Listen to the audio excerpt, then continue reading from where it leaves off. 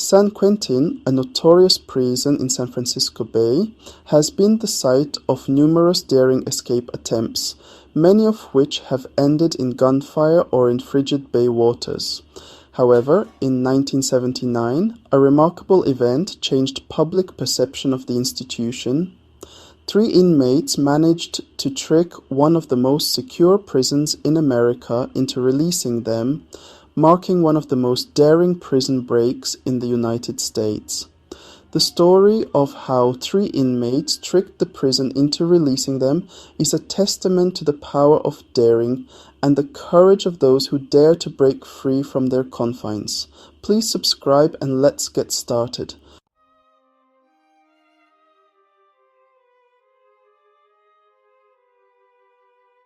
Forrest Tucker, a seasoned bank robber with an incredible talent for eluding capture, was the mastermind behind a daring scheme that involved escaping from various correctional facilities on 17 separate occasions. San Quentin, his magnum opus, was anything but a typical prison, built like a fortress with 20-foot-tall stone walls and a ring of guard towers manned by snipers, ready to put an end to any potential escapees. Inmates battled not just for the chance to live, but also to demonstrate their mettle in a hostile environment. Tucker had escaped from various correctional facilities on 17 separate occasions, solidifying his reputation as one of the most legendary escape artists of all time. The point of his escape was to demonstrate his significance, both to others and to himself. As a larger-than-life figure who resisted confinement, he perceived himself as one of the gangsters of the Great Depression. After being given a 10-year sentence for a bank robbery in Modesto in October 1978, he was well aware that time was running out.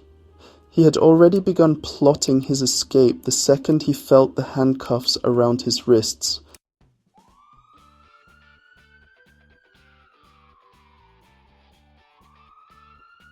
As Tucker struggled to free himself from his damp concrete cell, deep within the prison, he encountered his first obstacle, escaping the building. Due to his lack of physical strength, he always relied on his mind, which had never failed him. He always kept his mouth shut and his senses sharp, and his strategy started to come together. He found something that interested him: the prison workshop. Inmates at San Quentin had access to a workshop where they could create furnishings for use in public and government buildings. Outside the main building, in the prison yard, where the guards were probably less careful, was where it was located. Tucker noticed a chance to secure a position in the workshop. He could use it to get the freedom he needed to carry out his plan by easily moving between the main building and the prison yard. However, there were challenges. Inmates like Tucker, who was serving time for bank robbery, were not supposed to have unrestricted access to the prison yard. But Tucker was a man who could pick up new tricks with ease, and his final ploy was to pose as the elderly reclusive prisoner. To stay alive in prison, inmates learned to be creative. With time running out, Tucker was about to carry out his most daring escape to date. He had spent his entire life transforming necessity into opportunity.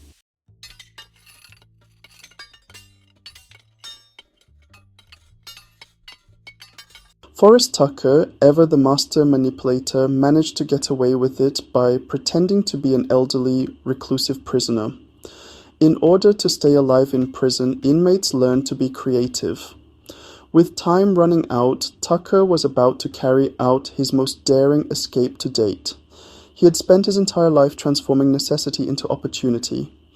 Despite his reputation as a seasoned escape artist, the only way out of San Quentin, despite his reputation as a seasoned escape artist, was through patience and cunning. Therefore, he manipulated the prison officials into thinking they were safe by playing on their age and calm attitude. Having gotten a job assignment close to the workshop, he had a naive feeling of safety. In the midst of San Quentin, carpentry was being done in small, seemingly insignificant places, but they were stepping stones on the road to independence.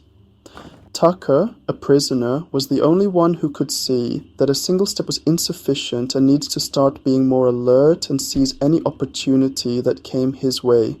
The port was his safe haven, where he could begin to devise his strategy for evading capture.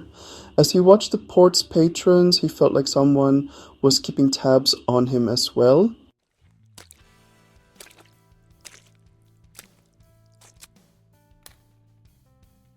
John Waller, a lawbreaker with a penchant for evading capture, was known for his stories of Forrest Tucker and his desire to gain insight from the legendary figure directly. During one of Waller's breaks, the two men crossed paths while he sat on a bench by the bay. It seemed like someone was keeping tabs on him among the port-goers as well. Despite their agreement that swimming was out of the question, Tucker couldn't help but feel a magnetic pull toward the seemingly endless possibilities of those waters. Tucker eventually came up with an idea that made some twisted sense. Why not construct a boat? This idea was no exception to the crazy ideas that Tucker had developed over the years regarding prison escapes. The more difficult the prison, the more of a philosophy Tucker had developed over the years regarding prison escapes. In their view, the frigid bay and its powerful currents seemed like an impenetrable barrier to them. However, Tucker, who was good at making the most of his opportunities, had a different view. Despite his agreement that swimming was out of the question, he couldn't help but feel a magnetic pull toward the seemingly endless possibilities of those waters.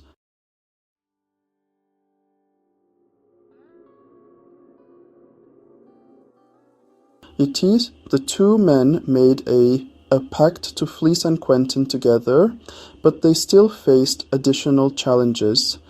They possessed the necessary equipment and the workshop, but the true test would be in maintaining the secrecy of their plan. If they weren't ready, the Pacific Ocean would not be their friend. The tides were high and they risked being swept back to shore, or worse if their daring escape wasn't precisely timed. The worst aspect was the constant vigilance of the guards from their towers, who were prepared to fire at anyone who strayed from the path. Without drawing attention to themselves, how were they going to launch the boat? Wearing prison garb, how could they be sure no one would mistake them for fugitives? Mid-setbacks wouldn't deter Tucker, though. He had already arrived at this point. He was confident in his problem-solving abilities, or so he thought. If this scheme backfired, he would be doomed to a life of imprisonment, unable to do anything but watch other ships go out to sea.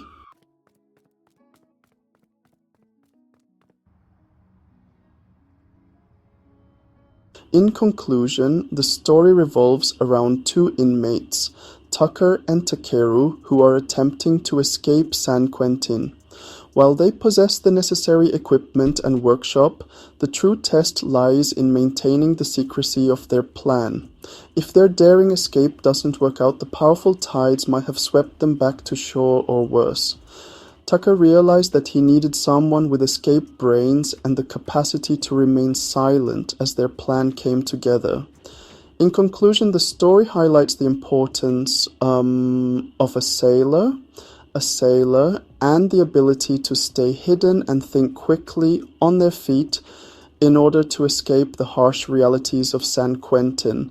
William McKeer, a 38-year-old convict with a history of armed robberies, was part of a trio formed by Valir and Tucker to escape San Quentin. Trust was crucial in the plan, as it could lead to the collapse of the scheme if more people were aware of it. The trio focused on constructing a boat and navigating it to safety while being closely observed by guards.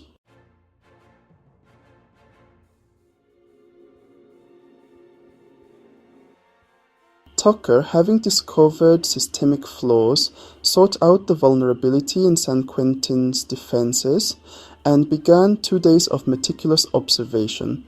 He discovered guard tower number 4, which stood alone in the prison yard, and thought the bay was an impenetrable natural barrier. However, Tucker's sharp eyes allowed him to launch the boat into the ocean beneath this abandoned tower and reach a distance from land before the watchman at Tower 5 noticed them.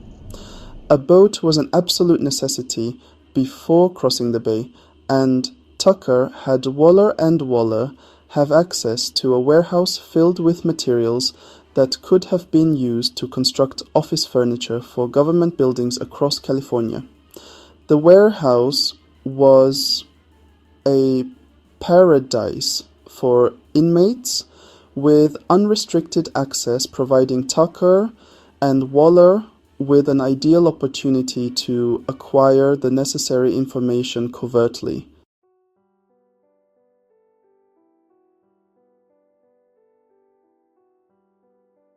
Waller meticulously gathered and concealed the materials for 3 days, compiling a comprehensive inventory of wood for mica and plastic coverings. If the guards noticed, Waller wouldn't be too worried.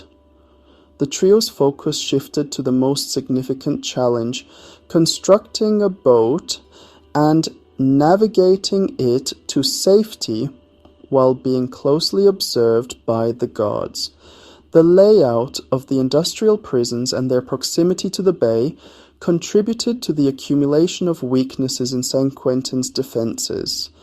Guard Tower number 4, which stood alone in the prison yard, was likely left empty, as the bay was believed to be an impenetrable natural barrier.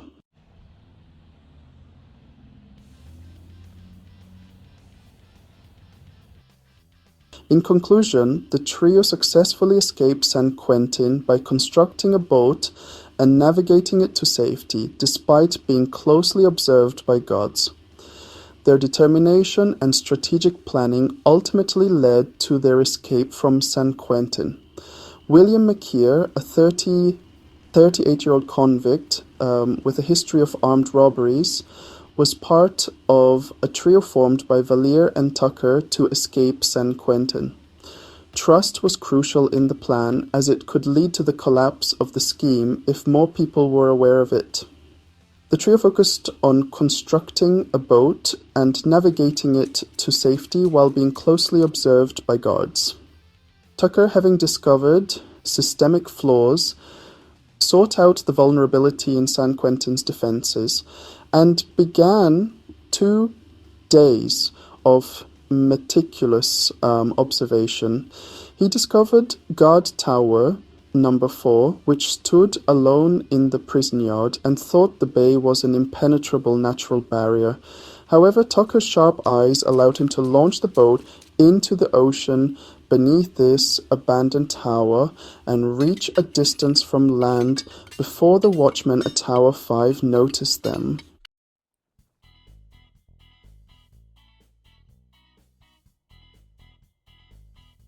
A boat was an absolute necessity before crossing the bay, and Tucker had Waller and Waller have access to a warehouse filled with materials that could have been used to construct office furniture for government buildings across California. The warehouse was a paradise for inmates with unrestricted access, providing Tucker and Waller with an ideal opportunity to acquire the necessary information covertly. Waller meticulously gathered and concealed the materials for 3 days, compiling a comprehensive inventory of wood, formica, and plastic coverings. If the guards noticed, Waller wouldn't be too worried. The trio's focus shifted to the most significant challenge: constructing a boat and navigating it to safety while being closely observed by the guards.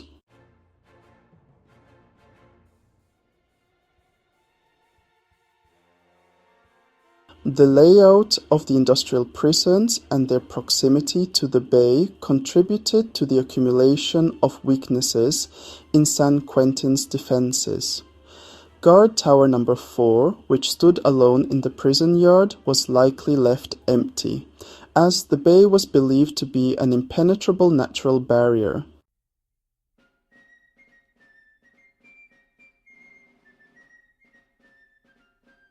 In conclusion, the trio successfully escaped San Quentin by constructing a boat and navigating it to safety, despite being closely observed by guards. Their determination and strategic planning ultimately led to their escape from San Quentin.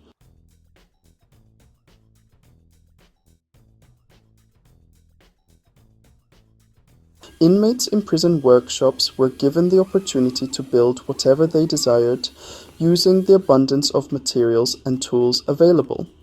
Tucker and Waller, 2 inmates, collaborated on a 2-pronged plan to keep their actions under wraps. They began by making noise to drown out the noise of their work, but also focused on alertness and forming the boat's framework. The bigger the boat, the harder it was to conceal. Tucker and Waller realized that their plan needed to be carried out promptly, as they only had a week to complete the task.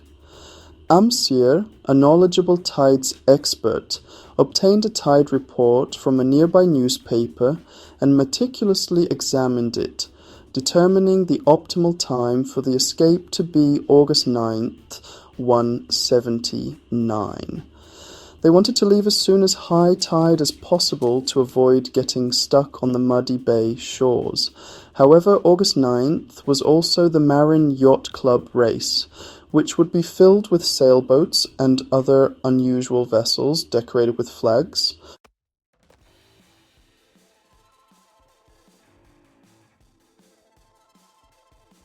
Watchtower proposed postponing the meeting until a later time, but Tucker had other plans. Postponing the escape could cause the guards to find the boat, which would reveal the entire plot. As pressure increased, Tucker and his crew were hopeless. To avoid getting stuck in the bay's muck, they hoped to leave as soon as high tide as possible. The tides were just right, so they tried to carry out their plan before time ran out. Camouflage was an important part of their plan, as they planned to steal supplies to set up a convincing yacht base and pose as members of the neighborhood yacht club. When the boat finally reached the water, the more pressing concern was the boat's structural integrity.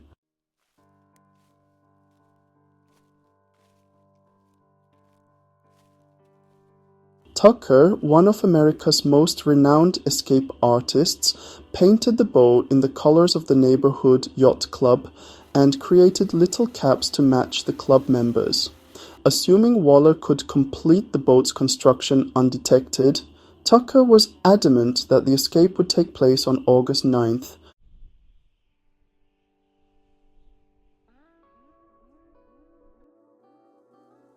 The story revolves around 3 men, Forrest Tucker and Wall, who were tasked with building a makeshift boat to escape from San Francisco Bay. They used waterproof plastic wrap to cover the boat, and as time ran out, they faced the challenge of concealment.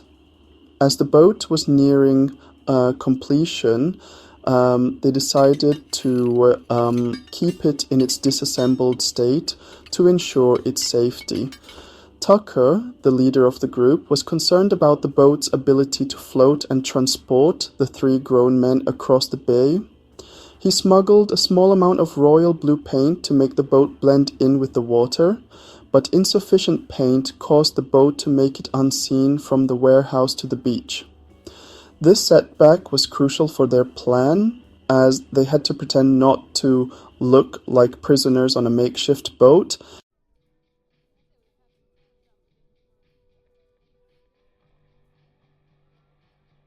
To fix this issue, they settled on painting only the side of the boat visible from the shore. In the last moments before the paint ran out, Tucker snatched 3 prison caps, which he sprayed with the same blue and yellow paint that the inmates used, hoping that from a distance they would look like other boaters enjoying a day on the lake. However, Tucker's egotism prevented them from leaving without making one last adjustment, as the boat's whereabouts were known.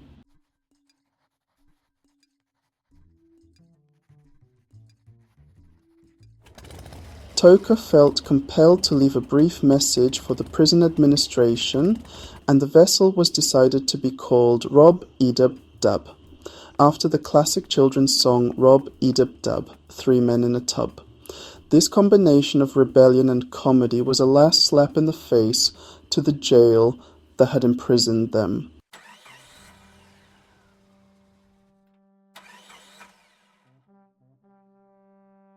On August 9, 1979, the crew prepared to conceal their boat for the final time, with a tight 1-hour limit for getting the boat from the warehouse to the water. The boat's appearance was crucial to their escape, as it would be difficult to conceal even in fragments. In summary, the story highlights the challenges faced by individuals who are trying to escape from a dangerous environment like San Quentin, the team's innovative approach to hiding their boat, and the importance of concealment made it a thrilling and daring escape.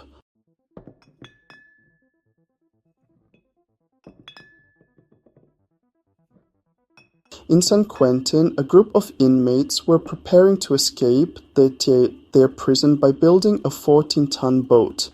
They had to quickly and precisely assemble the boat and sneak it out of the workshop onto the water, as the stakes were extremely high. The fourth guard tower was deserted, and the tide was just right, making the boat seaworthy. The last and most perilous step of the plan was to transfer the boat from the dock to the water, as nothing would be tolerated if they were discovered attempting to flee.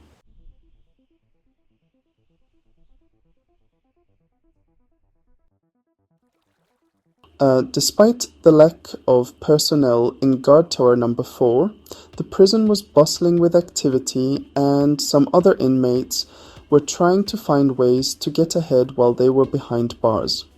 Tucker and Waller knew that this particular phase of the escape would necessitate rapid decision-making.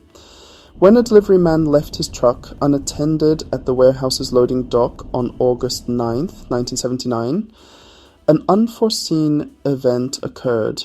After spotting the opening, Tucker gave one time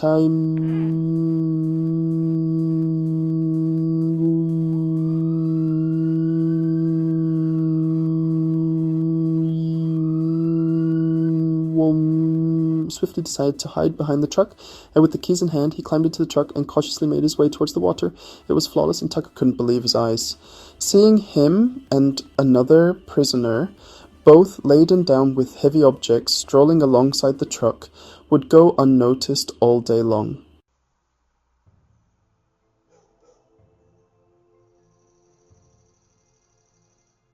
Unfortunately, the trucks obscured their vision, so Tucker and Waller felt the pressure of the moment and were determined to remain low and hidden beneath the Watchtower's shadow. After getting into the truck, the keys began to gently guide it towards the water. It was flawless, and Tucker couldn't believe his eyes.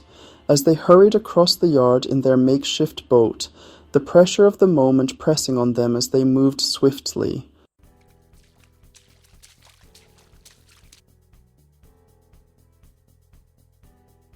The fourth step of the escape was the true test of bravery. Could the improvised boat withstand the water? The boat was slightly tilted under Tucker's weight as he stepped onto it first, with the edge just above the waterline. When McKeer showed up, Walter got on board, and they both held their breath as the edge drew dangerously close to the water. Although it was a snug fit, it only just stayed put. The time had come for the inmates to escape their prison and escape the prison.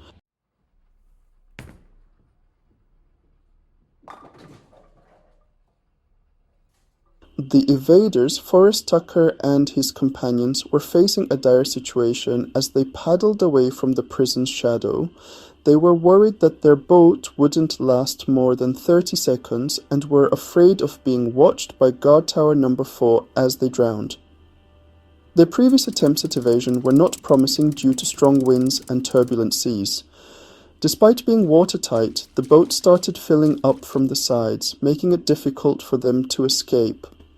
Their fear of drowning and their resolve were genuine fears, as they knew they would be ordered to shoot to kill when guards spotted them. With only 2 weeks to plan and prepare for their escape, their lives were hanging in the balance as they staked their improvised boat for a possible victory.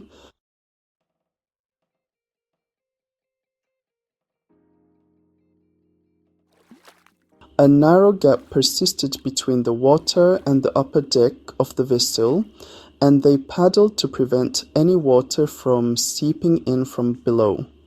However, their boat wouldn't go down immediately. They tried to make it to the protected Kori Madura channel, where they could disperse among other boats and pass as an ordinary picnic party.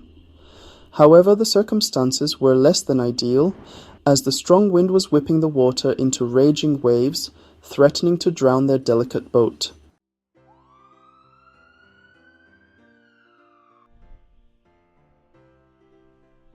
The final obstacle for the evaders was the Watchtower, which was directly in the line of sight. This situation highlighted the dangers faced by the evaders as they struggled to escape San Quentin by water.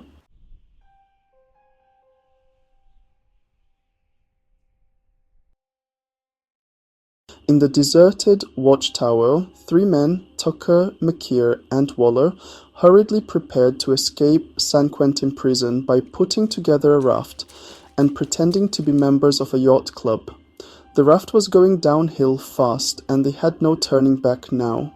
Suddenly, a coast guard saw them and asked if they were all right.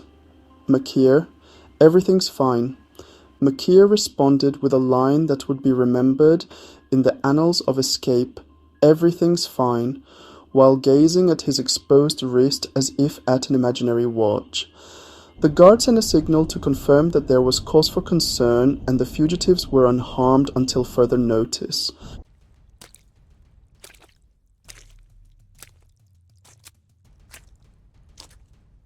After escaping San Quentin prison, the boat gave way under the combined strain of the 3 men and the unrelenting waves. In a desperate attempt to reach land before being discovered, or, worse, sunk, the 3 men clung desperately to the sinking vessel and started kicking violently.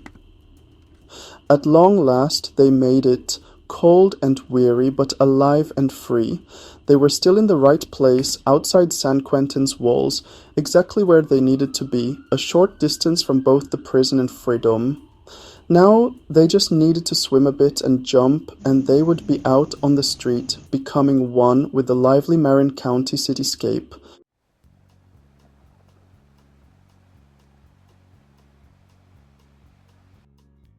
Tucker, who had always considered himself a lone wolf, couldn't help but notice the unusual unity of purpose as he and his companion stood on the shore.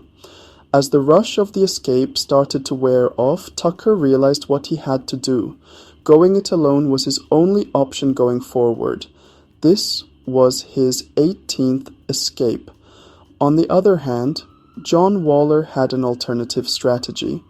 Waller informed the driver that his sailing boat had gone down as he made his way to the Larkspur Ferry Terminal, also known as C, explaining why he was absolutely drenched. What became of McKeer, though, was shrouded in mystery.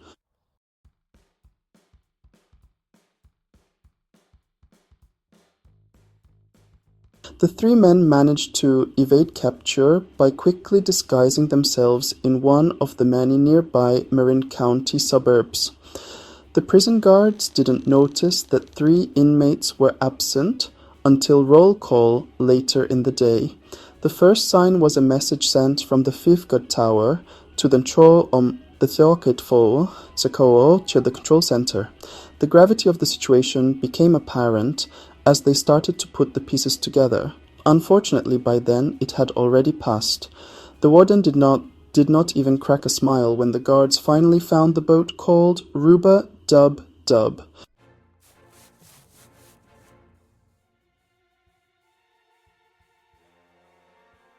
The three men's escape became front-page news and a huge black eye for the prison system. State and local authorities in California acted swiftly, beginning a massive manhunt that spanned the entire state. The authorities were hell-bent on bringing Forrest Tucker and his henchmen to justice and would not rest until they had accomplished their goal.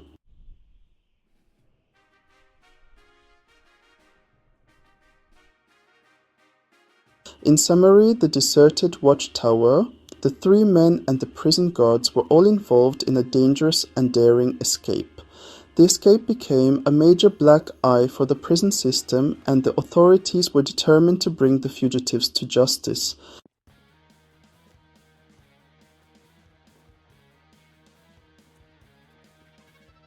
In the hills outside of San Quentin, two men, Roy and McKeer, escaped through thick jungles and became notorious for their daring escapes. The prison warden demanded safety measures like constructing a wall to stop inmates from escaping through the water. However, the harm had already been done by that point. Despite San Quentin's reputation being in shambles, the escape was lauded as one of the biggest in United States history. Forrest Tucker's brilliance was his ability to vanish into thin air whenever he was required to. Roy and McKeer, who helped him escape, were not as creative as Tucker. They had never left California, and in October, McKeer was apprehended in San Rafael, close to his girlfriend's apartment. After a little more resistance, Wheeler was apprehended in April of the following year in Gilroy, California, approximately 100 miles away from San Francisco. The thrilling but fleeting escape was experienced by both. The state's embarrassment was sufficient to warrant taking the case to trial even without their leader in prison. However, without Tucker, the absence of Tucker posed a major obstacle.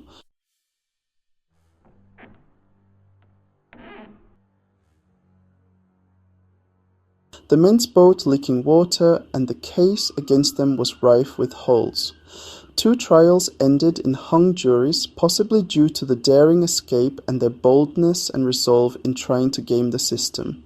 Forrest Tucker continued east, pulling off a few more heists here and there, but then he vanished for years.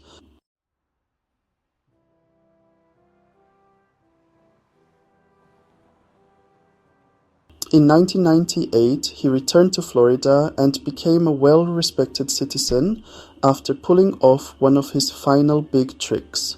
He settled in Palm Beach County, where his bride thought he was an investment banker. However, he went back to his roots, bank robbery, and after attempting to fit in with a society that was too placid for his restless soul.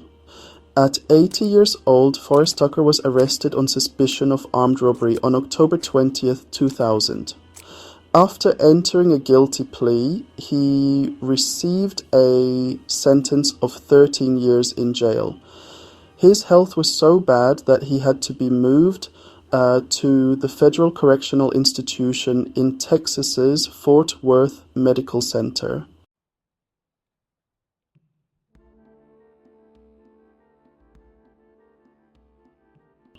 Forrest Tucker passed away in a Texas prison on May 29th, 2004 after suffering multiple strokes while incarcerated.